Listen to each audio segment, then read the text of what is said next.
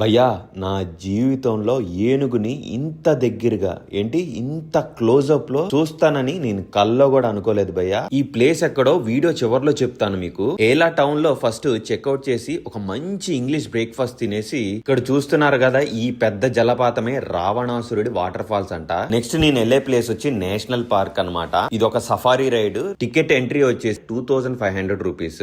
దాంతో పాటు మీరు సపరేట్ గా ఒక సఫారీ ట్రక్ కార్ ను కూడా హైర్ చేసుకోవాలి. కార్ రైడ్ వచ్చేసి 15,000 ఎల్కేఆర్లు అనమాట. త్రూ అవుట్ ఈ ట్రిప్ మొత్తం ఒక 5-6 గంటల పైన ఉంటుంది. చాలా ఓపిక తో రావాలి. ఫోన్ నిండా ఛార్జింగ్ ఉండాలి. తినడానికి ఏమైనా ఫుడ్ క్యారీ చేయాలి. నిజం చెప్తున్నాను, జీవితంలో one of the life time experience ఇది. ఎందుకంటే ఈ విజువల్స్ చూస్తేనే మీకు అర్థమైపోతుంది నేచర్ కి ఎంత క్లోజ్ గా ఉన్నా. ఈ నేషనల్ పార్క్ లో ఎలిఫెంట్స్ అయితే బోల్డ్ అని ఉన్నాయి భయ్యా. డియర్స్ ఉన్నాయి, పీకాక్స్ ఉన్నాయి. పీకాక్స్ అయితే టన్నులు కొద్ది ఉన్నాయి. ఎక్కడికి వెళ్ళినా మీకు కనిపిస్తా ఉంటాయి. క్రోకోడైల్స్ ఉన్నాయి. ఆల్మోస్ట్ వైల్డ్ యానిమల్స్ అన్ని ఇక్కడే ఉన్నాయన్నమాట. మన చరిత్రలో చెప్పుకున్నట్టు హనుమంతుల వారి పెద్ద సైన్యం అయితే లోపల ఉంది. ఈ ప్లేస్ వచ్చేసి శ్రీలంకలోని ఉడ్వలా అన్నమాట.